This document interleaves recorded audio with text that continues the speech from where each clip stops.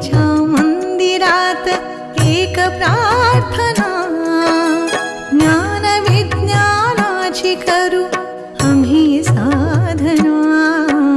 शारदेच्या मंदिरात एक प्रार्थना, ज्ञान विज्ञानाची करू आम्ही साधना.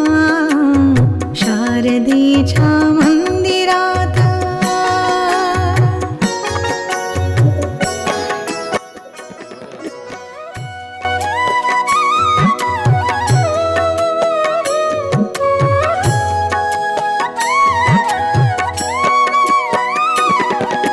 पूजनीय गुरुदेती विद्येचा मंत्र, पूजनीय गुरुदेती विद्येचा मंत्र. यश शिखरे पार करू जाणू त्याचे तंत्र, यश शिखरे पार करू जाणू त्याचे तंत्र. ज्ञानामृत प्राशुनिया तृप्त होऊया, तृप्त होऊया. शारदेच्या मंदिरात एक प्रार्थना, ज्ञान विज्ञानाची करू आम्ही साधना. शारदेच्या मंदिरात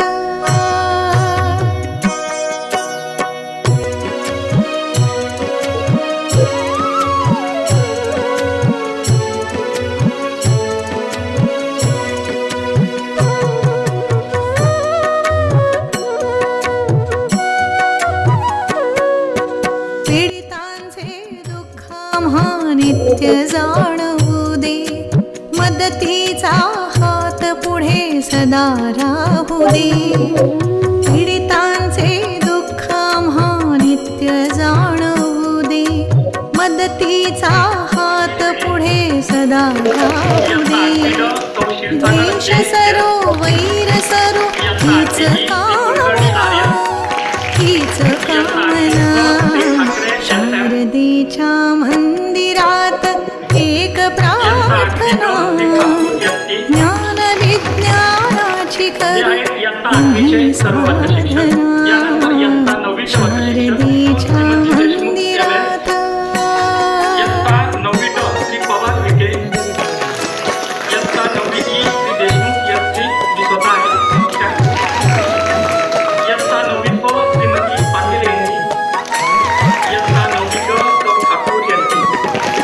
नित्य नवी सत्य खरे रोज जाणूया, नित्य नवी सत्य खरे रोज जाणूया. तसेच सर्व 8वी व 9वीचे वर्ग शिक्षक तसेच शिक्षकेतर कर्मचारी व उपस्थित आपल्या पाल्यांबाबत जागरूक असणारे पालक या सर्वांचे मी शब्दसुमनांनी स्वागत करीत आहे. सालाबादप्रमाणे यावर्षीही पालक सभेचे आयोजन केले आहे. पालक सभेचा उद्देश काय आहे तर विद्यार्थ्यांच्या समस्या जाणून घेणे, पालकांना शिक्षकांकडून अध्यापनाबाबत काय अपेक्षित आहे हे समजून घेणे हा या पालक सभेचा हेतू आहे. त्याकरिता शिक्षक, विद्यार्थी आणि पालक यांच्यामध्ये सुसंवाद असणे आवश्यक आहे. विद्यार्थ्यांचा सर्वांगीण विकास, शालेय अभ्यास, शिस्त, आहार व आरोग्य, ताणतणाव, किशोर अवस्थेतील बदल, सोशल मीडिया, सध्याचे संगणक युग व बदलते जग, घरातील वातावरण, आईबाबांचे वागणे, बोलणे या सर्व गोष्टींचा बालकांच्या मनावर खूप परिणाम होत असतो. या सर्वातून आपल्याला योग्य मार्ग काढता आला पाहिजे. यासाठी शिक्षक, पालक, विद्यार्थी यांच्यात सुसंवाद असला पाहिजे. खंत नाही, खेद नाही, तक्रार नाही, फक्त उद्याची आस आहे. शिक्षक, पालक, चालक या सर्वांना बालकांच्या विकासाचा ध्यास आहे. म्हणून तर आज आपण येथे जमलो आहे. आपली मुले तुमच्या आणि आमच्या इथे आलेले माझे सगळे सुजाण पालक, प्रत्येकाच्या मनामध्ये आपल्या मुलांनी उंच भरारी घ्यावी आणि नाव लौकिक मिळवावं ही प्रत्येकाची इच्छा आहे. आणि म्हणून आज तुम्ही एवढ्या मोठ्या संख्येने, एवढा पाऊस असताना सुद्धा आपल्या मुलाच्या अभ्यासाची कणकण ह्या दृष्टीने इथे उपस्थित आहात. तर अभ्यास कसा करायचा हे आतापर्यंत तुम्ही अभ्यास बघतच आलेला आहात. परंतु आता तुमची मुलं हे 7वी पासून 8वीत आलेली आहेत. 7वी पर्यंतचा अभ्यास हा थोडा कमी होता, परंतु 8वीचा आणि 9वीचा अभ्यास, 8वी 9वी आणि 10वी हे अतिशय महत्त्वाचे वर्ग आहे. ह्या विषयी प्रत्येक विषयामध्ये वेगवेगळा अभ्यास आहे. आता मी इंग्लिश शिकवते म्हणून मी इंग्लिशबद्दल थोडंसं बोलणार आहे. सगळ्या विषयाबद्दल बोलणार आहे, पण इंग्लिशमध्ये तुम्ही बघितलं असेल तर 7वीचं पुस्तक हे छोटंसं होतं आणि आता मात्र पूर्ण मोठं पुस्तक आहे. आणि व्याकरणाचा जर विचार केला तर एखादा निबंध लिहायचा असला तर गार्डन ऑफ वर्ड्स दिलेले होते, छोटासा 5 ते 7 10 ओळीमध्ये साधारण निबंध होता. परंतु आता 8वीचा जो अभ्यासक्रम आहे याच्यामध्ये 100 मार्काचा पेपर आहे त्यांचा, 50 मार्काचं लेखी आहे, नंतर ओरल आहे, त्याच्यानंतर इंटरनल असेसमेंट मार्क्स, विविध जे वेगवेगळ्या स्किल्स आहेत, कौशल्य आहे, याच्यावर आधारित काही प्रश्न आहेत. आणि शब्द साठा सुद्धा त्यांना 7वीच्या दृष्टीने इथे कमी पडतोय. आणि म्हणून आपल्या मुलांना स्पेलिंग नवीन नवीन संकल्पना आहे त्या जर त्यांना समजल्या, किंवा भौमितिक रचना 9वीमध्ये त्यांना भूगोल, अल्जेब्रा हे विषय असतात आणि ह्या विषयामध्ये मुलांना मार्क्स कमी मिळतात, तर ह्या भौमितिक रचना, जॉमेट्रिकल फिगर्स जे आहे यांची प्रॅक्टिस करून घेतली, किंवा एक गणित 2 ते 3 वेळा जर आपण सोडवलं तर त्याचा इफेक्ट असेल, तर नक्कीच आपण आपल्या पाल्याला, आमच्या विद्यार्थ्याला आपण पुढे नेऊ शकतो.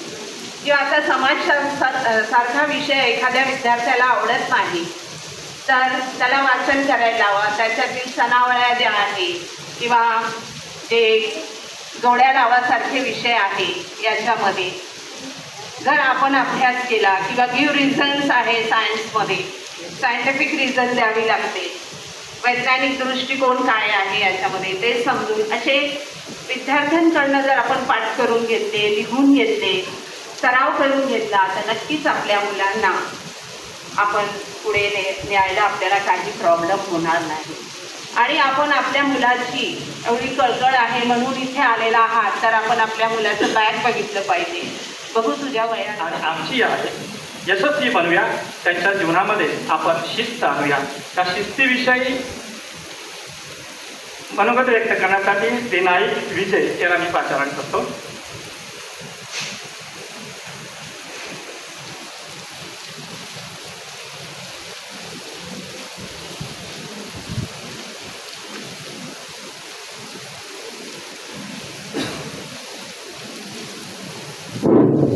हॅलो, नमस्कार. सन्माननीय व्यासपीठावर उपस्थित असलेले आपल्या शाळेचे प्राचार्य माननीय श्री पाटील सर, त्याचप्रमाणे उपमुख्याध्यापक माननीय श्री शिंदे सर, पर्यवेक्षक Shri Patil GS madam, Shri Shinde SB sir, सौ कांबळे मॅडम, सर्व उपस्थित पालकवर्ग, इयत्ता 8वी इयत्ता 9वीचे सर्व वर्ग शिक्षक, या सर्वांचे मी शब्दसुमनाने हार्दिक स्वागत करत आहे.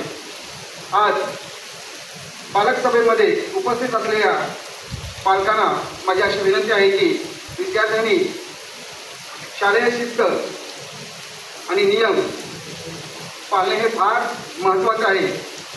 शाळेत येताना मुलांना शालेय गणवेश, त्याचप्रमाणे त्यांचा गणवेश स्वच्छ असावा. मुलांचा विशेष म्हणजे टाय आणि बेल्ट यांचा असलाच पाहिजे. त्याचप्रमाणे मुलींच्या 2 वेण्या असणे गरजेचं आहे. शाळेत येताना सर्व मुलांनी रांगेतच येणे गरजेचं आहे. त्याचप्रमाणे रांगेत आल्यानंतर सर्व विद्यार्थ्यांनी रांगेतच आपापल्या वर्गात जाणं गरजेचं आहे. आपल्या वर्गात गेल्यानंतर बरीच मुलं वर्गातून पुन्हा बाहेर येतात, क्लासेसमध्ये फिरतात इकडं तिकडं. आणि प्राचार्य श्री बालवे सर, उपमुख्याध्यापक शिंदे सर, पर्यवेक्षिका पाटील मॅडम, पर्यवेक्षिका कांबळे मॅडम, पर्यवेक्षक शिंदे सर, 8वी 9वीचे वर्ग शिक्षक आणि सर्व पालक बंधू होईल. आजचा माझा विषय आहे विद्यार्थ्यांचा आहार आणि आरोग्य. विद्यार्थ्यांच्या आहाराविषयी सांगण्यापूर्वी मी आरोग्याविषयी सांगेल, कारण आता पावसाळा चालू आहे आणि वर्षभरातील या ऋतूमध्येच पावसाळ्यामध्येच अनेक आजार उद्भवतात. 1-2-3 वर्षापूर्वी आपण पाहिलं की कोरोनासारखी महामारी आपल्याला स्पर्श करून गेली. परिस्थिती काय होती याची सर्वांना जाणीव आहे. आणि अशा काळात सुद्धा आपण घरी मुलं असल्यावर काय होतं याची कल्पना आपल्या सर्वांना आहे. बरेचसे पालक इथं असणारे परिचयाचे दिसतात, कारण 5वी ते 7वीच्या मीटिंगला हेच पालक जवळपास उपस्थित असायचे. कोरोनाची परिस्थिती सर्वांनी हाताळली. त्या परिस्थितीमध्ये जेव्हा विद्यार्थी आपल्या घरी असायचे, बऱ्याच अंशी पालकांच्या तक्रारी आल्यानंतर आमच्याकडे यायच्या की सर मुले तर खूप त्रास देतात, शाळा केव्हा सुरू होईल. वस्तुस्थिती होती. विचार करा, जर आपल्याकडं 1-2 मुलं असल्यानंतर आणि घरातील सर्व माणसं असल्यानंतर परिस्थिती काय होते हे आपण अनुभवलेले आहे. इथं परिस्थिती 50-60 विद्यार्थी आमच्याजवळ असतात. त्यानुसार त्यांना सांभाळणं, त्यांना हाताळणं आमचं कामच आहे. ते काय आम्ही शंका म्हणून किंवा तुम्हाला तक्रार म्हणून सांगत नाही, निश्चित आमचं ते काम आहे. परंतु यातून मार्ग काढत असताना विद्यार्थ्यांच्या प्रगतीच्या दृष्टिकोनातून आपण परिपूर्ण लक्ष देणं गरजेचं असतं. आणि यासाठी विद्यार्थ्यांचा आहार आणि विद्यार्थ्यांचं आरोग्य महत्त्वपूर्ण असतं. जर तंदुरुस्त असेल तर मन सुद्धा सबळ होईल आणि विद्यार्थ्यांच्या अभ्यासाला पोषक वातावरण निर्माण होईल. सक्षमपणे तो विद्यार्थी आपल्या अभ्यासाला तोंड देईल आणि सहजरित्या चांगल्या प्रकारे मार्क्स काढण्याच्या प्रयत्नात राहील. पावसाळ्याची परिस्थिती पाहता आपल्याला माहिती आहे की अंबोलीसारख्या शहरामध्ये बऱ्याच वर्ष आपण ह्या सिडको कॉलनीमध्ये राहतो. आपले जवळजवळ 90-95% पालक हे सिडको कॉलनीतल्या केल 6, केल 5, केल 4, केल 2, केल 1, केल अशा प्रकारच्या क्षेत्रामध्ये राहतात. आणि ह्या क्षेत्राची परिस्थिती आपल्याला माहिती आहे. येणारं जे पाणी आहे ते पाणी डायरेक्ट आपल्याला घरात पोहोचतं, म्हणजे स्टॉक कुठल्याही प्रकारचं नसतं. आपल्या विद्यालयाचे प्राचार्य श्री बालवे सर, उपमुख्याध्यापक शिंदे सर, पर्यवेक्षक शिंदे सर, पर्यवेक्षिका कांबळे मॅडम, पाटील मॅडम, कार्यालयीन प्रमुख बीना मॅडम, तसेच 8वी 9वीचे जे वर्ग शिक्षक आहे आणि उपस्थित सर्व पालक वर्ग, सर्व आपले पाल्य समजूया व्यवस्थिशीर अभ्यास करताय, उत्तम आरोग्य आहे. त्याचबरोबर त्यांची वैयक्तिक माहितीसुद्धा योग्य असणं गरजेचं आहे. त्याकरता सुरुवातीची जी वैयक्तिक माहिती असते ती जन्मदाखला. आपण आपल्या पाल्याचा जो जन्मदाखला आहे तो करेक्ट आहे का, त्याच्यावर नाव बरोबर आहे का, जन्मतारीख बरोबर आहे का, तिथूनच सर्व त्याच्या आयुष्याकरता तीच माहिती पुढे फॉरवर्ड केली जात असते. जेव्हा जन्माचा दाखला घेऊन शाळेमध्ये गेला जातो त्यावेळेस प्रवेश दिला जातो आणि ती शाळा सोडल्यानंतर दुसऱ्या शाळेत ज्यावेळेस विद्यार्थी जातो तर तीच माहिती दाखल्यावरती असते आणि ती माहिती दाखल्यावरची असते. ती दाखल्यावरची माहिती शाळेच्या जनरल रजिस्टरला नोंद केलेली असते. आपण किती पण म्हटलं की आपलं असं नाव पाहिजे तसं नाव पाहिजे, पण दाखल्यावरची जी माहिती तीच जनरल रजिस्टरला असते आणि तीच शाळेमध्ये पण असते आणि पुढे जेव्हा तो दुसऱ्या शाळेमध्ये जातो त्यावेळेस तीच माहिती त्या दाखल्याची त्याला दिली जाते.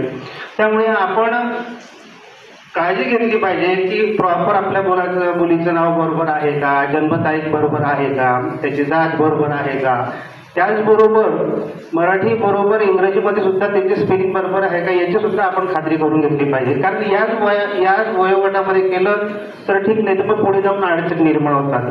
मराठी आणि इंग्रजीमध्ये इंग्रजी स्पेलिंग बरोबर आहे किंवा नाही, कारण पुढे जाऊन काय झालं आहे, विद्यार्थी हा आधारशी कनेक्ट झालेला आहे आणि मग पुन्हा आधारवरचं स्पेलिंग, शाळेचं स्पेलिंग, मग त्याच्यात ती तफावत येते आणि तो विद्यार्थी इनव्हॅलिड होतो. तर त्याच्यामध्ये पुन्हा ते दुरुस्त करा आधारवरची माहिती. तर प्रॉपर सुरुवातीपासून जर आपल्या पाल्याची आपण वैयक्तिक माहिती करेक्ट ठेवली तर पुढे कुठल्याही अडचणीला आपल्याला सामोरं जाता येणार नाही. जरी काही अडचणी वगैरे असल्या, आधारमधल्या अडचणी असल्या, तर माझ्या माहितीनुसार आता 29 तारखेला आपल्या शाळेमध्ये आधारचा कॅम्प आहे. त्यामध्ये जर काय दुरुस्ती असेल स्पेलिंगमध्ये म्हणा, नावामध्ये म्हणा किंवा उपस्थित असलेले मुख्याध्यापक, उपमुख्याध्यापक, पर्यवेक्षक, 8वी 9वीचे शिक्षक व शिक्षकेतर कर्मचारी आणि उज्ज्वल यशाची परंपरा राखणाऱ्या विद्यार्थ्यांचे सुजाण जागरूक पालक, नमस्कार. आता ताण आणि तणाव ही एक मानसिक अवस्था आहे, मानसिक अवस्थेची व्याधी आहे. कोणताही प्रसंग किंवा प्रासंगिक बदलाला दिलेला नकारात्मक शारीरिक व भावनिक प्रतिसाद म्हणजे तणाव होते. मनातील अनावश्यक व नकारात्मक विचारांच्या गर्दीमुळे मनाची जी अवस्था होते तिला तणाव असे म्हणतात. 8वी व 9वीच्या मुलांचे वय किशोरावस्थेत आहे. या वयात मी म्हणतो तेच खरे ही त्यांची मानसिकता झालेली असते व त्यांच्या मनाविरुद्ध काही गोष्टी घडल्यास त्यांच्यात नकारात्मक भावना वाढीला लागते व त्यातूनच ताण तणाव निर्माण होतो. मुलांचे लाड केले पाहिजेत, पण त्याला एक मर्यादा असली पाहिजे. खऱ्या आनंदाची परिभाषा त्यांना समजावून सांगितली पाहिजे. प्रथम त्यांचा कल कशात आहे, त्यांची आवड काय आहे, त्यांचा छंद काय आहे हे आपण जाणून घेतले पाहिजे. कारण मुलं शाळेत 6 तास असतात आणि घरी 18 तास असतात. आपले मूल अभ्यास किती वेळ करतं, ट्युशनला किती वेळ जातो, खेळायला किती वेळ जातो आणि मनोरंजनाला त्याला किती वेळ देता येईल याचं नियोजन पालकांनीही करायला हवं आहे. आणि मूल जास्त वडिलांपेक्षा आईजवळ जादा असतं. काही मुलं आईवडिलांशी बोलत नाहीत, पण शिक्षकांजवळ ती मनमोकळी होतात. त्यांचं मित्र आपल्याला बनता आलं पाहिजे, म्हणजेच विद्यार्थी तणावमुक्त होईल. अति लाडाचे रूपांतर कधीकधी वाईट गोष्टीत होते, म्हणून त्यांना थोडं नाही म्हटलं पाहिजे. आणि आपल्याला तसं तासनतास मोबाईल हाताळण्याच्या सवयीपासून त्यांना थोडं दूर ठेवलं पाहिजे. तसेच अपयश ही पचवायला शिकलं पाहिजे त्यांनी. प्रत्येक वेळी मीच जिंकलं पाहिजे हा हट्टहास कधी मुले वैफल्यग्रस्त बनतात हे आपल्याला कळत नाही, म्हणून थोडं मुलांकडे लक्ष दिलं पाहिजे. आणि किशोरवयीन तणाव ही दुर्मिळ घटना नाही, तथापि काही गोष्टी नियंत्रणाबाहेर जाण्यापूर्वी त्यांना वेळीच उपाय करणे शक्य आहे. ताणतणावाची कारणं खूप आहेत, असंख्य आहेत, पण ती आपल्या सहकार्याने सहज हाताळली जाऊ शकतात. तणाव दूर करण्यासाठी मुलांसाठी खेळ हा तणाव दूर करण्याचा सर्वोत्तम मार्ग आहे. त्यांना खेळण्यासाठी पण वेळ दिला पाहिजे. नाही करूया, प्रयत्न करू. परंतु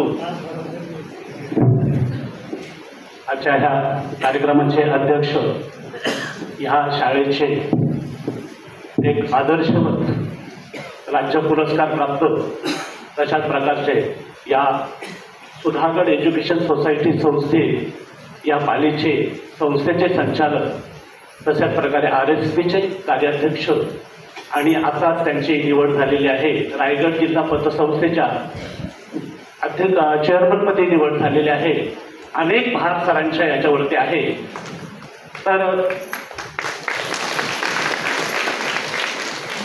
तर एक आगळं वेगळं व्यक्तिमत्व आहे, लक्षात ठेवा.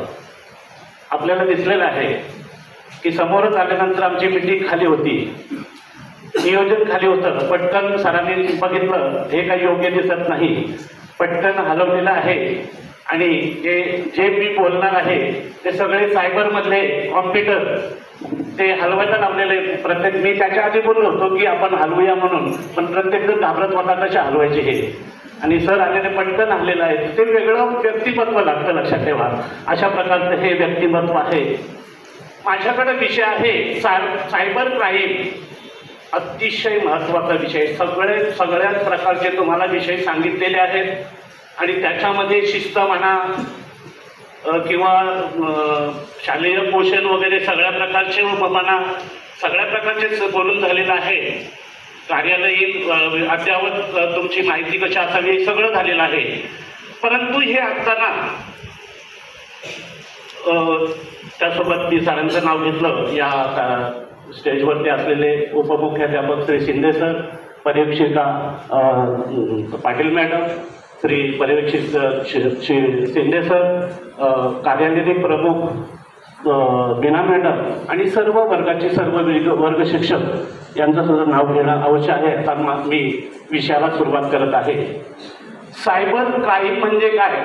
आता बघा, पहिले चोर यायचे. चोर आपल्याला माहिती आहे, चोरांच्या हाती टाके, दंडुके, चाकू वगैरे हे असायचे. ते कुठं तरी यायचे, नियोजन करायचे आणि कोणाचे ते घर फोडायचे, दरवाजा वगैरे फोडायचे. आता मात्र चोरीचा प्रकार वेगळा झालेला आहे. आपण डिजिटलायझेशन झालेलो आहोत, डिजिटलच्या दुनियेत आलेलो आहोत आणि ह्या दुनियेत आले असताना चोरांनी सुद्धा मार्ग बदललेला आहे. आणि ते चोर साधे सुधे नाही, चांगले प्रकारचे शिक्षित चोर आहेत. तर मी हे सांगत असताना सर्व पालकांनी थोडं लक्षात घ्यायचंय. लवकर मी संपेल, परंतु थोडं मी सांगण्याचा प्रयत्न करत आहे. कोविडच्या काळापासून ज्यावेळी आपण सांगत होतो की मोबाईल, मुलांना सांगत होतो मोबाईलचं काय करतो, मोबाईल हातात घेऊ नको, ठेवतो मोबाईल. कोविड आला आणि आपण सांगायला लागलो, मोबाईल आहे का तुझ्या हातामध्ये, हे लवकर मोबाईल. कारण शिक्षण प्रणाली बदलली आणि मोबाईल हातात घ्यायची गरज लागली. तिथून पासून आपण या सायबर क्राईममध्ये गुंतलेलो आहोत, हे लक्षात घ्यायचं आहे. सायबर क्राईम म्हणजे पहिल्यांदा मी सांगेन, सायबर क्राईम म्हणजे कॉम्प्युटर आणि इंटरनेट यांच्यामधून होणारा हा गुन्हा आहे. आता गुन्हा कुठून होतो? सगळ्यांच्याकडे मोबाईल आहेत. हातवरती करा जरा, मोबाईल आहेत का सगळ्यांच्याकडे? कारण आहेत सगळ्यांच्याकडे, बघितले मी आहेत. ठीक आहे, हरकत नाही. सगळ्यांकडे मोबाईल आहे. त्याच्यामध्ये आपण गुगलवर मोबाईल घेतल्यानंतर आपण डाटा जॉईन करतो, त्यावेळी आपला ईमेल द्यावा लागतो. ईमेल, मोबाईल नंबर द्यावा लागतो. असं आहे का कोणी की दुकानातून मोबाईल आणला आणि डायरेक्ट चालू झाला? होत नाही. तुमचा ईमेल लागतोच, मोबाईल नंबर लागतो, ऍड करावा लागतो. हे टाकल्यानंतर आम्ही त्या गुन्हेगारीच्या पर्वात प्रवेश करतो. सगळे आहोत आपण. ज्यांच्याकडे मोबाईल आहे त्या पर्वात आपण आहोत. तुम्ही आहात, मी आहोत, हे सर्व मान्यवर बसलेले आहेत, हे सगळेच आहेत. कारण हा एक पर्व झाला, त्याच्यामधून एक मार्ग झाला. आता याच्यामध्ये होणारे हे जे आहे, पहिल्यांदा सांगताना आपला विश्वास, आपण भारतीय असे आहोत आणि महाराष्ट्रीयन तर त्याच्या वेगळे आहोत. आपण सगळ्यांवर विश्वास पटकन ठेवतो. फोन आला, असं आहे, बँकेतून फोन आला, असं आहे, तुमची माहिती अपडेट करायची आहे, तुमचं हे राहिलेलं आहे, उद्या तुमचा अकाउंट बंद होणार आहे. आपण लगेच मग काय करायला लागेल? तुमचा खाते नंबर द्या पटकन आणि आधार नंबर द्या, नाहीतर मग हे बंद होईल आणि तो मला फाईन लागेल. आपण पटकन नंबर देतो, पटकन हे करतो. तिथेच आपला झालं का? झाला, अपडेट झालेला आहे. आता OTP आलाय बघा तुम्हाला, OTP पटकन द्या, म्हणजे अकाउंट तुमचा क्लोज होणार नाही, नाहीतर त्याचा तुम्हाला भरपूर नुकसान होणार आहे. असं सांगितल्यानंतर लगेच आपण हे करतो आणि त्याच्यातून आपल्याला हे होतो. तर हे सांगतात OTP आपण देतो, हे फोन आल्यानंतर आपण तर याच्यामध्ये काही लिंक येतात. लिंक आल्यानंतर लिंक आपण न बघता पटकन लिंक अपडेट करतो आणि त्या लिंकमध्ये आपला घात होतो. लक्षात ठेवा. त्याच्यामध्ये लिंक आल्यानंतर हॅकिंग करतात. आता मला खरं तर फास्ट सांगितलेला आहे, त्याच्यामुळे माझी गती, मला हा विषय सावकाश घेणं गरजेचं होता. हा विषय अतिशय महत्त्वाचा, लक्षात ठेवा.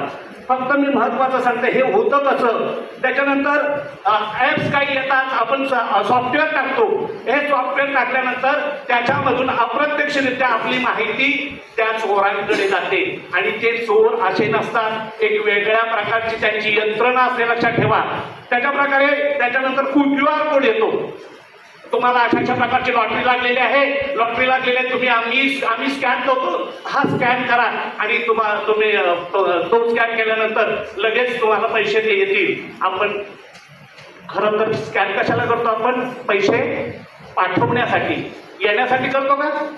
येण्यासाठी कधी स्कॅन अजूनपर्यंत आलेलं नाही, तर स्कॅन करतो आणि आपोआप अशी झालेल्या आहेत, घटना झालेल्या आहेत, लक्षात ठेवा. एक आमचंच RSP मध्ये मी काम करतो, याच्यामध्ये काम करत असताना एका मॅडमचा मला फोन आला. रात्री 1 वाजता फोन आला की सर असं झालेलं आहे की आमच्या याच्यातून 5 लाखाची खरेदी झालेली आहे ॲमेझॉनकडनं. 5 लाखाची खरेदी, ते क्रेडिट कार्ड होतं, क्रेडिट कार्डमधनं खरेदी झालेली आहे. अरे पण एवढ्या रात्रीचा फोन मॅडम, अहो सर असं सर मला वाटत नव्हतं करावं सर, बरं असं असं काय करावं. तर मॅडमला मी सांगितलं, मॅडम तुम्ही असं करा, तुम्ही ॲमेझॉनचा संपर्क क्रमांक असेल बघा तो शोधा आणि त्याला सांगा याच्या नंबरवरती माझी ही खरेदी झालेली आहे, लगेच ती स्टॉप करा. आणि त्यांनी लगेच केली आणि ती 5 लाखाची खरेदी झाली होती, लक्षात ठेवा. तर एवढे पैसे आपण ऑनलाईनमध्ये ठेवतो, ही सुद्धा आपली गुन्हेगारी लक्षात ठेवायचं आहे. कसे नियोजन करावे हे आपल्याला समजायचं आहे. आणि त्याच्यानंतर महत्त्वाची कागदपत्र, क्रेडिट कार्ड वगैरे आणि कौटुंबिक माहिती असते ती आपण याच्यावरती ठेवायची नाही. जो मीडिया याच्यावरती आपण व्हॉट्सअप वगैरे ईमेलवरती ठेवतो ही ठेवायची नाही. चोर सगळेच अगदी निरीक्षण करून आपलं हे चोरीचं भांडार त्यांचं वेगळं आहे, लक्षात ठेवा. म्हणून आपल्या माहिती आपण जपून ठेवायच्या तेवढं सांगायचं आहे. आणि हे सांगत असताना आता मी मूळ मुद्द्यावर येत आहे. तुम्हाला हे मूळ मुद्दा सांगत आहे की मुलं मोबाईल चालवत असताना मुलांना काही मेसेज येतात. मेसेज आल्यानंतर त्यांना हाय वगैरे केलं जातं. हाय केल्यानंतर मुलगा तिथे हाय करतो. हाय केल्यानंतर कसा आहेस, कुठे आहेस, हे सगळं अशा प्रकारचे मुलांना एवढं ते. पण ह्याचे मार्ग तुम्हाला माहिती आहे, तुम्ही बघत असाल तुमची मुलं इंस्टाग्राम, फेसबुक वगैरे असे वेगवेगळे माध्यम आहेत त्याच्यावर असतात. आणि अशा प्रकारच्या याच्यातून एखादा कोणीतरी येतो आणि ते मैत्री करण्याचा हे करतो, मैत्री करतात, बहाणा करतात. सुरुवातीला त्याची हा करायचं त्याचं तुझं असं कसं, म्हणजे असं असं घरात तुझं कसं आहे, ही सगळी चौकशी केली. सुरुवातीला त्याला विश्वासात घेतलं जातं. विश्वासात घेतल्यानंतर मग त्याच्या जवळ मैत्री केली जाते. आणि मैत्री केल्यानंतर मला अशा प्रकारचे आणि वेगळ्या प्रकारचे हे घाणेरडे असे व्हिडिओ क्लिप पाठवल्या जातात. ह्या क्लिप पाठवल्यानंतर बघ असं आहे, क्लिप पाठवल्या जातात आणि त्याच्यातून नंतर त्या क्लिपच्या याच्यातून त्याला सुद्धा रिप्लाय, म्हणजे तू सुद्धा असं त्याचे व्हिडिओ सुद्धा दाखवल्यानंतर ती कोणी महिला नसते, तर त्यांची ती यंत्रणा असते, महिला समोर ठेवलेली असते. आणि अशा प्रकारे ही त्यांना क्लिप दाखवल्या जातात आणि क्लिप त्या याच्यातून ह्या मुलांच्या क्लिप हे केलं जातं. आणि जे मुलं समोर असतात त्यांचे मात्र व्हिडिओ बनवले जातात. आणि व्हिडिओ बनवल्यानंतर ते त्यांच्या जाळ्यात अडकतात. लक्षात ठेवा, हे आपल्याला कळत नाही. फक्त एक लक्षात ठेवा, आपल्याला कधी कळतील, आपला मुलगा मोबाईल वापरत असताना त्याच्यामध्ये साधारण झालेला बदल विश्वास ठेवा. लक्षात ठेवा, ही यंत्रणा आहे, हे डिजिटलायझेशन आहे, याच्यामध्ये थोडासा गुन्हा होऊ शकतो मुलांकडून. पण ते करत असताना आपण सावधगिरीने त्या मुलाला, ते जर करत असेल सावधगिरीने सांगायचं, बाळा हे चुकीचं आहे, एखादी गोष्ट सांगायची आहे, लक्षात ठेवा. कारण ही क्लिप त्यांना त्याच्याकडे मिळाल्यानंतर समोरची कंपनी जी असते, महिला नसते, कंपनी असते, महिला त्या जागी नसते, एखाद्या महिलेला सुद्धा असं अटकवलं जातं. आणि अशा प्रकारे त्यांच्या क्लिप केल्या जातात. आणि मग थोड्या दिवसांनी त्यांना फोन येतो, अशा प्रकारच्या तुमच्या क्लिप आहेत, तुम्ही आम्हाला 1 लाख रुपये 2 दिवसात पाठवायचे आहेत, नाहीतर तुमच्या ह्या क्लिप आम्ही सगळीकडे व्हायरल करू. नाही, एवढ्या पैशाने भागत नाही, पुन्हा केलं जातं. आणि पुण्याला ही घटना झालेली आहे. पुण्याला 2 मुलांनी अशाच प्रकारच्या ह्याच्याने आत्महत्या केल्या. आणि त्याचं आत्महत्येचं कारण बघितलं, पोलीस स्वतः गेले. राजस्थान येथे अख्खा गाव हा व्यवसायच चालत होता. अशा प्रकारे चालू होतं. मला बरंच बोलायचं होतं, पण शिंदे सर इकडे बघतात, माझ्याकडं घरात दाखवतात. हरकत नाही सर, संधी मिळाली तर मला एकदा बोलायला सांगा. मला पालकांशी याविषयी बोलायची इच्छाच होती. परंतु लक्षात ठेवा, आपला मुलगा मोबाईल कशा पद्धतीने चालवतो विश्वास ठेवा. नाहीतर हे मोबाईलमध्ये काय करतो, सत्य जाते करू नको, अजिबात तसं बोलू नका. त्याला विश्वासात घ्या. विश्वासात घेऊन तो काय करतो एवढंच बघा. आणि मोबाईलमध्ये हे लक्ष नाही तर तुम्ही घाईमध्ये असता. मुलांना मी बघतो गेटवर असतो, बाहेरच्या गेटवर असतो, एका महिलेच्या हातात हा मुलगा, दुसरा हा मुलगा, याला सोडते, दुसऱ्याला सोडायला त्या शाळेत जाते. एवढ्या गडबडीत महिला असते. धन्यवाद आपले पालक म्हणत म्हणून आपण आलात, या पावसामध्ये आलात. मला बरंच बोलायचं होतं, माझं अपूर्ण राहिलेलं आहे. कधीतरी स्वप्न साकार होईल, तुमच्याशी बोलण्याचं हरकत नाही. आज शेवटच्या माझं भाषण ठेवलं हे माझं दुर्भाग्य आहे, हरकत नाही. चला ते समजून घेऊ. माझा अर्धवट भाषण ठेवून मी माझी रजा घेतो. धन्यवाद. शिक्षक आणि सर्व पालक यांना माझा नमस्कार. माझं नाव जयश्री गड्डे आहे. माझी मुलगी 8वी क मध्ये शिकते. तर तसं एक गोष्ट आहे की एकदा एका गावामध्ये चित्र काढलं होतं आणि सांगितलं होतं की या चित्रामध्ये किती चुकायुक्त आहेत त्यांना त्या सांगा. तर ते पूर्ण चित्र खराब होऊन गेलं होतं. दुसऱ्या दिवशी पुन्हा या चित्रात चूक दुरुस्त करू शकतो, तो व्यक्ती दुरुस्त करा. तर चित्रात काही कोणीही त्यावर काही केलं नव्हतं, चित्र जसंच्या तसं होतं. तरी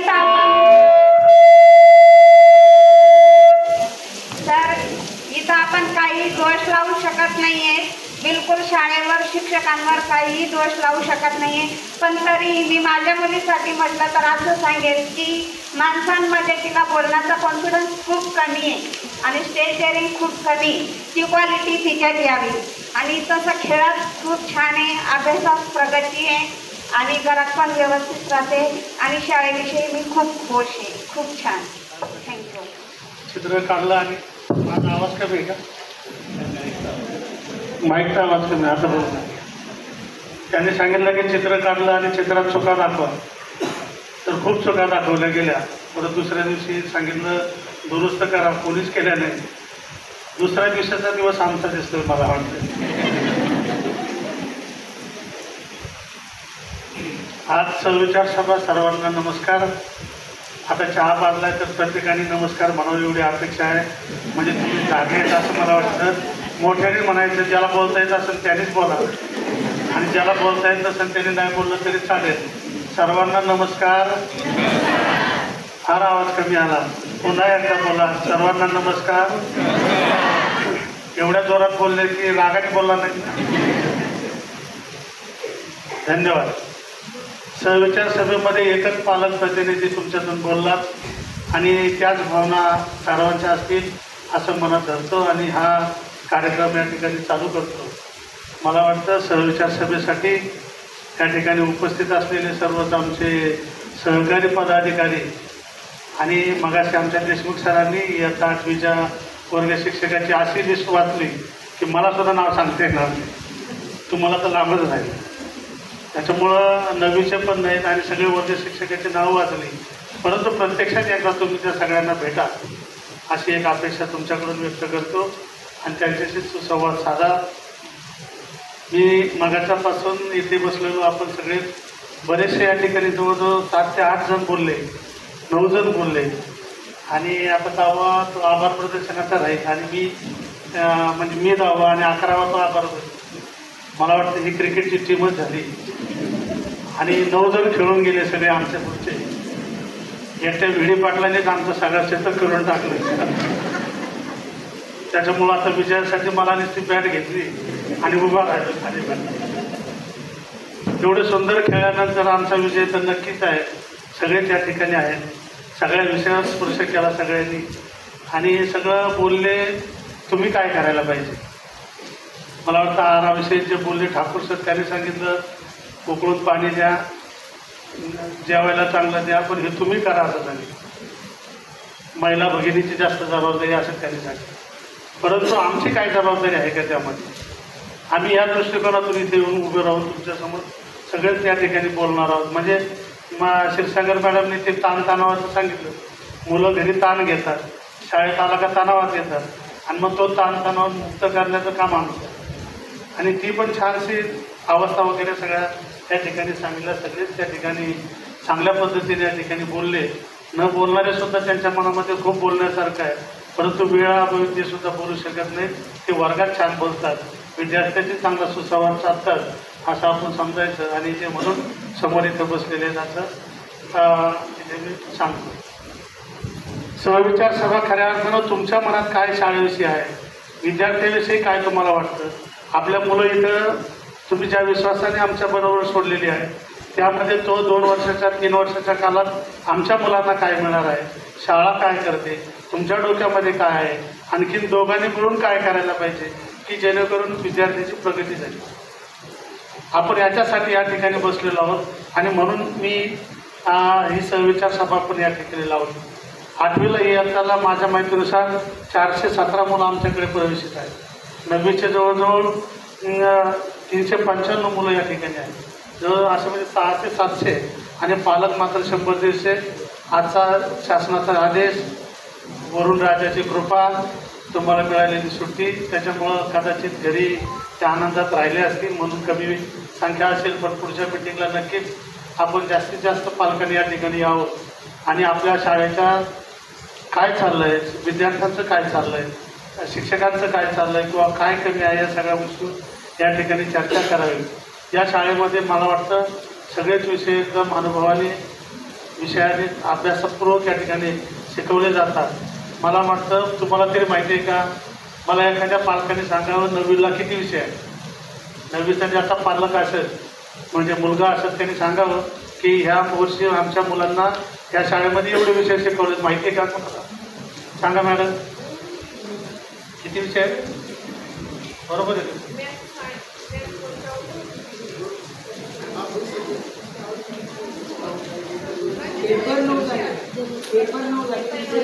विषय तसं नाही. तुमचं म्हणणं बरोबर आहे. तुम्ही फक्त अभ्यासाचं बघितलं, पण मला वाटतं शारीरिक शिक्षण सुद्धा हा अभ्यासाचाच, जलसुरक्षा सुद्धा अभ्यासात. जरी ग्रेड असेल, चित्रकला जरी असेल तर तो अभ्यासात. एक लक्षात घ्या, जरी हे मार्क्स मराठीत जरी त्याला 97 पडले, शेवटी तो ग्रेडमध्येच येतो. बरोबर ना? फर्स्ट क्लास, सेकंड क्लास असंच असतं ना 8वीपर्यंत. आणि 9वीला मार्किंग सिस्टीम चालू होते. परंतु ह्या सगळ्या गोष्टींचा पालकांनी सुद्धा घरी गेल्यानंतर मला वाटतं PT सुद्धा गणिता एवढंच महत्त्व दिलं पाहिजे. का देऊ नये? कारण तो शारीरिक आहे. आरोग्य जर चांगलं राहिलं तरच मुलं चांगली राहतील आणि आरोग्य धनसंपदा आहे आपल्याकडे. बरोबर ना? त्याच पद्धतीने आम्ही सगळ्याच विषयाला तेवढ्या ॲक्टिव्हिटीने बघतो. समाजशास्त्र कोणतरी बोललं की अवघड विषय असतो. मला वाटतं समाजशास्त्रासारखा विषय सोपा कुठलाच नाही. सगळं आपल्यातच मागं घडलेलं आता घडतं आहे आणि पुढं होणाऱ्या घडते या घटनेवरच त्या सगळ्या गोष्टी अवलंबून राहतात. त्या फक्त हसत खेळत शिकवल्या पाहिजे. नाही तर आपल्याकडे मी शालेय जीवनापासून आम्हाला सांगितलं की गणित, इंग्रजी आणि विज्ञान हे 3च विषय अतिशय जीवनामध्ये महत्त्वाचे आहे आणि त्याच्यावरच सगळा फोकस करा. ओढसूट सगळा त्याच्यावरच अभ्यास करतात आणि बाकीच्याला कुठं स्पर्श होत नाही. मला वाटतं सर्वांगीण विकास व्हायचा असेल तर सगळ्याच गोष्टी या ठिकाणी केल्या पाहिजेत. मला एक मागच्या वर्षीसुद्धा एका मी आता बाहेर फिरत असताना कल्पना आठवली होती. म्हणजे सांगितली एक जणांना की आतापर्यंत तुम्ही पण शाळा शिकलेले प्रत्येक जण असतील, 9वी 10वी ग्रॅज्युएट वगैरे. आपल्याकडे शाळेमध्ये फक्त प्रदर्शन कशाचे भरतात? आतापर्यंत प्रदर्शनं कशाचे भरतात माहिती तुम्हाला? विज्ञान प्रदर्शन भरतो. ऐकून आहे ना तुम्ही? विज्ञान शाळेत विज्ञान प्रदर्शन असतं. एवढंच फक्त आपल्याला नाही. आता मध्ये मध्ये चित्रकला स्पर्धा प्रदर्शन असते. परंतु एका शाळेमध्ये त्या माझ्यासारख्या असणाऱ्या सामाजिक परिसर ते 10वीपर्यंत समाजशास्त्र आहे त्या विषयाचं प्रदर्शन शाळेमध्ये भरतं. म्हणजे ज्या विषयाच्या संदर्भामध्ये रिलेटेड असेल ते मुलांनी तयार करायचं असेल, ज्या ज्या प्रतिकृती असतील किंवा जी माहिती असेल त्याचं पोस्टर बॅनर बनवून काही त्याच्या त्या मॉडेल तयार करून आपल्या शाळेमध्ये सगळ्या म्हणजे आता कसं आहे, जर सगळ्यांनीच एकत्रित प्रदर्शन केलं तर 5वीचे मुलं 9वीपर्यंत सगळं ते इतिहास समाजशास्त्र समजवू शकतात. 8वी 9वीचे मुलं 10वीचं करू शकतात. म्हणजे सगळ्यांमध्ये आपल्या शाळेत 5वी ते 10वीपर्यंत समाजशास्त्रामध्ये काय आहे हे सगळेच मुलं अभ्यासू शकतात. त्याचबरोबर त्या पालकांना सुद्धा त्याची माहिती होऊ शकते. अशा प्रकारचं एक प्रदर्शन भविष्यात माझं घडायचं या ठिकाणी सुद्धा माझ्या डोक्यामध्ये आहे. आमच्या सगळ्यांशी बोलून तो पण या ठिकाणी मी नक्कीच या ठिकाणी पूर्ण करेन असं मला वाटतं. बाकीच्या सगळ्याच विषयावर सगळे बोलले, परंतु एकच गोष्ट मला चांगली निसर्गात आठवते. मुलांवर संस्कार, कोण सायबरवर बोललं, कोणी शिस्तीवर बोललं, पण कोण कशावर बोललं. पण एक गोष्ट लक्षात घ्या, मुलं एखाद्या सगळ्यांना बोरीचं झाड माहिती असेल. बोरीचं झाड सगळ्यांना माहिती आहे का? किती जणांना बोर तरी माहिती आहे का? बोरीला काटे नसतात हे माहिती आहे का? असतात का नसतात? आता काटे पण जायला लागले संकरितकरण. पण जर ओरिजिनल बोरीचं झाड बघितलं तर पूर्ण काटे, त्याला हात सुद्धा लावू शकत नाही. बरोबर आहे की नाही? आणि या पद्धतीच्या बोरीचं झाड जर जसं मोठं झालं, उंच होत गेलं आणि जर पूर्ण वाढलं आणि त्याच्यानंतर जर त्याच्या सगळ्या फांद्या वगैरे तोडल्या आहे तशा आणि जर त्या सुकल्या गेल्या तर त्याला तुम्ही हात लावू शकता का? एकदम कडकलं वाळल्यामध्ये एकदम सुक्या झाल्या तर त्या काट्याला तुम्ही त्या फांद्याला असं गवळे घेऊ शकता का? घेऊ शकता का आपण? घेऊ शकत. आपली मुलं तशीच आहे, बोरीच्या झाडाप्रमाणे लहान मुलं आहेत. जर ती सुरुवातीपासून वाढत गेली, उंच मोठी झाली तर मोठी एकदा त्यांची चप्पल आपल्या पायात आली की आपले ते राहत आपण समजून घ्यायचं. काही आपण त्यांना स्पर्श करू शकत, लक्ष भावनिक मानसिक सगळ्याच गोष्टी. म्हणून यांना जर बोरीचं झाड छान जर तुम्हाला त्याला वाढवायचं असेल, उपजत करायचं असेल तर ज्या कोवळ्या त्याच्या फांद्या असतात बघा, त्या सुकल्या नसताना जर पहिल्या जर आपण त्या छाटल्या आणि जर त्याला मग तुम्ही त्याला हवा तसा आकार देऊ शकतो की नाही? ओल्या झाडाच्या ज्या फांदीला आपण पाहिजे तसं आपण काय करू शकतो? आकार देऊ शकतो आणि त्याचा वापर आपल्यासाठीच करू शकतो. संरक्षणासाठी असेल म्हणजे कशा कुठल्याही चांगल्या गोष्टीसाठी त्याचा उपयोग.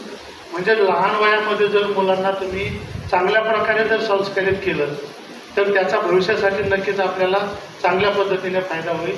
जोपर्यंत जो मोठं झाड होईपर्यंत वाट बघू नका. मोठं झाल्यानंतर आपल्या हातात काही राहत नाही. जो जरा लहान आहे त्याच पद्धतीने जर त्याच वेळेस जर त्याला चांगले संस्कार केले, चांगलं जर आपण ठेवलं तर हवा तसा आकार देऊन ते आपल्याला आपल्या कामं येऊ शकतात भविष्यामध्ये, की ज्याच्यासाठी आपण आयुष्यभर तुम्ही येऊन इथं का बसलात? तुम्हाला काम नाही म्हणून बसलात का तुम्हाला आम्ही खास बोलवलं म्हणून? अहो तुमचा जीव इथं आहे आमच्यात. ज्याच्यासाठी आयुष्यभर तुम्ही इथं 12/10 किंवा रात्रंदिवस कष्ट करता त्यांच्यासाठी तुम्ही इथं आहात. आणि ती जर सुसंस्कारित घडली नाही, ती जर आपल्याला जर आपल्या मनासारखं घडली नाही तर शेवटी पश्चाताप करून काही फायदा नाही. आणि म्हणून हे संस्कार घडवण्याचं, त्या फांद्या छाटण्याचं, त्याला नीट आकार देण्याचं आणि एकदम सुरक्षित करण्याचं हे महत्त्वाचं ठिकाण म्हणजे शाळा. आणि म्हणून त्या विश्वासाने आपण एकत्रित येऊन या ठिकाणी काम करण्याची खऱ्या अर्थाने या ठिकाणी गरज आहे. आणि ते काम करण्याचं आमची सगळीच मंडळी या ठिकाणी करत असतात. म्हणजे तुमच्या लक्षात आलं असेल की शाळा म्हणजे फक्त येऊन बसणं, शिकवणं ह्या गोष्टी नाही, तर त्याच्या पलीकडे सुद्धा काहीतरी शाळा देऊ शकते की जेणेकरून आमची आज बऱ्याच त्या मॅडमने सांगितले की मुलं फार उंच स्तरावर गेलेली आहे. उंच स्तरावर गेले नाही तरी आमची एकच अपेक्षा आहे, इथे आलेला 4-5 वर्षाचे संस्कार तुमच्या आयुष्यभर उत्तर वयामध्ये त्यांनी तुम्हाला त्यांची शिदोरी इथं दिलेली. तुम्हाला त्यांनी आमच्या शाळेमधूनच एक लर्निंग आधारवाले असतात ना, सायबरवाले असतात इथं बघा ना तुम्ही, बघा आपण पासपोर्ट आमका फॉर्म भरून घेणं करतात ना ही गोष्ट. तर त्यांच्याकडे गेलं तर आपल्याला नुसतं काही एक फॉर्म भरला तर 100 रुपये द्या, दुरुस्त करायचं 250 रुपये द्या, मग 4 दिवसांनी होईल, आणा मोबाईल, या OTP घेऊन हे करा. ते सगळं करण्यापेक्षा आमच्याकडे आम्ही आधार अपडेटसाठी सरांनी मगाशी सांगितलं, परंतु त्याला 1 दिवस नाही तर त्याला सांगितलं बाबा आमचे सगळे विद्यार्थी पूर्ण होईपर्यंत तू इथंच थांब, इथं तुमचा कॅम्प लावा, इथं विनामूल्य आहे. 100 रुपये त्याचे फी आहे. मग 100 रुपयात तुमचं सगळं अपडेट होईल. बाहेर 200-300 रुपये घेण्यापेक्षा इथं त्या चांगल्या पद्धतीने सेवा या ठिकाणी मिळू शकते. तो एक आधार कॅम्पचं काम या ठिकाणी आपण करणार आहोत. 29 नंतर तोपर्यंत कागदपत्राची तयारी करा. दुसरी एक गोष्ट की मला वाटतं मी या MGM हॉस्पिटलशी कनेक्ट केलं होतं, पालकांना सांगायला हरकत नाही. आणि मुलींसाठी आणि मुलांसाठी जे आपण सगळेजण रक्त तपासतो असं नाही, सगळ्यांना सगळ्यांचं ब्लड ग्रुप माहिती नाही, परंतु मी एक कॅम्प लावणार आहे की जेणेकरून आमच्या शाळेतील सर्व विद्यार्थ्यांचे ब्लड ग्रुप त्यांना प्रॉपरली माहिती पाहिजे की नाही मला सांगा. ज्यांचे आहेत त्यांच्या बरोबर आहे, परंतु तो ब्लड ग्रुपचा ज्यांच्याकडे आहेत ते आम्ही एका बाजूला लिस्ट घेणार, जाहीर नाहीत त्यांची लिस्ट बाजूला घेणार. आणि त्यांचासुद्धा कॅम्प आम्ही MGM मोठं हॉस्पिटल आहे त्यांना सांगितलं बाबा आमच्याकडे एवढी सुविधा द्या आणि आमच्या मुलांचे कॅम्पमधून ब्लड आमचे ग्रुप काढून द्या मुलांचे. तो एक आम्ही करणार आहे. आणि मुलींसाठी मला वाटतं मी कोलाडला असताना एक कॅम्प घेतला होता. कोलाडचं ग्रामीण भाग होतं, पण प्राथमिक आरोग्याशी कॉन्टॅक्ट केला आणि तिथे एका डॉक्टरशी संबंधित करून तालुका अधिकाऱ्याला सांगितलं की मुलीसाठी जी एक काहीतरी प्री टेस्ट असते बघा, गर्भाशय चाचणी असते ती, आणि ती जर बाहेर गेला तर 2,000-3,500 रुपये घेतात जनरली. आता मी पुरुष असल्यामुळे एवढं बारीक माहीत नाही, परंतु महिला मंडळीला आमच्या तुम्हाला पण माहिती असेल. परंतु ते एक जर टेस्ट करून फुकटमध्ये जर भेटणार असेल तर तो एक कॅम्प मी इथं लावणार आहे, म्हणजे जेणेकरून सगळ्या ठिकाणी जाऊन करू शकतात. आणि कसं आहे, माणूस जोपर्यंत भुगडत नाही तोपर्यंत तपासत नाही, आणि तपासून ज्यावेळेस घडतं त्यावेळेस तपासून उपयोग होत नाही. म्हणून ह्याच वयामध्ये आणि ह्याच कालावधीमध्ये जर आपण आपल्या आरोग्याच्या चांगल्या काळजी घेतल्या तर भविष्यातली जी चिंता आहे थोडी कमी होईल. आणि त्या दृष्टिकोनातून एक तो कॅम्प मी भविष्यात दिवाळीनंतर लावण्याचं या ठिकाणी प्रयत्न करणार आहे. किती सक्सेस होतं बघू. त्याच्यासाठी जर 2-5 रुपये खर्च जास्त येणार नाही, परंतु 1,500 कुठं आणि 100-150 रुपये कुठं अशा पद्धतीचं जर असेल तर पालकांनी पण त्याच्यावर सकारात्मक विचार या ठिकाणी करायला पाहिजे. ब्लडचं तर मी फुकटच करण्याचा, कारण तितका 10 रुपयाला काहीतरी ती एक सिरिंज येते, ती काहीतरी मास्टरमध्ये जर घेतली बल्कमध्ये 3-3.5 रुपयाला मिळते, आणि त्यात जर पद्धतीने जर करून दिलं टेस्टिंगचं तर तो पण आम्ही जनरली शक्यतो आम्ही विनामूल्य करण्याचा प्रयत्न करणारच आहोत. त्याच्यातून किती जर थोडंफार 5-10 रुपये तर पालक सहन करू शकतो, कारण वडापावची रक्कम तेवढी आहे असं मी समजतो. आणि तेवढं जर आरोग्यासाठी दिले तर सहज मला वाटतं तुमच्यापैकी कोणीच नाही म्हणणार, नाही तर म्हणा हां, म्हणजे चांगली गोष्ट आहे. तर तो एक काम या ठिकाणी करू. आता पुन्हा आणि आधारच बोललो, आरोग्याविषयी बोललो, आणखीन काही जसं लागेल त्या पद्धतीने. सर ती एक सगळ्यात महत्त्वाची ती सर्टिफिकेटसाठी एंट्री फीला आपण मुलांना बसवतो, नंतर काय करतात पुढं पैसे मागतात. ते आताच सांगून द्या मुलांना, एंट्री फीचे पैसे टाकतात ना नंतर. मग आपल्याला ते सरांनी सांगितलं, कोणी सांगितलं, नाईक सरांनी. ते मुलं नेले आणि काय झालं, पैसेच नाही भेटले आणायला. मुलं खेळायला गेली आणि त्यांच्याकडे पैसे नव्हते, नसलेले गेले त्यांच्याकडे पैसे नव्हते.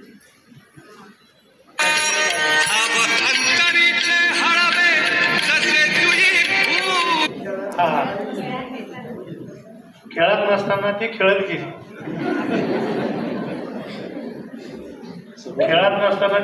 गेली, मग तर त्यांना खेळात घेऊन गेला तर ती खेळत गेली नसती असं मला वाटतं. त्याच्यामुळं सगळेच आणखीन एखादी टीम वाढवा, पण उगाच मग त्यांना इथंच सूचना द्या ना, जाऊ नका म्हणून. ठीक आहे, हां सपोर्ट कधी गेली सपोर्ट असं उपाशी जाऊन काय.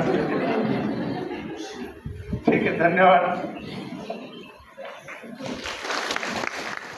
ऋणी आहोत आम्ही आपले देतो शब्द सुमनांचा अपहार. ऋणी आहोत आम्ही आपले देतो शब्द सुमनांचा उपहार. मौल्यवान वेळ दिला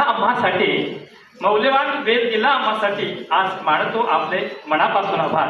हे आभार व्यक्त करण्यासाठी श्रीमती कडू यांची मला विनंती करतो की त्यांनी आभार प्रदर्शन करावे.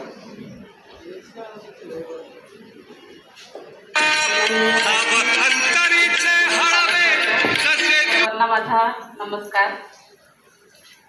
शिक्षण हे विद्यार्थी केंद्रित आहे, म्हणजे विद्यार्थ्यांसाठीच आहे 100%. म्हणजे विद्यार्थ्यांचा सर्वांगीण विकास आपल्याला शिक्षणामधून साधायचा आहे, आणि त्यासाठी महत्त्वाचा वाटा शिक्षकांसोबत पालकांचाही असतो.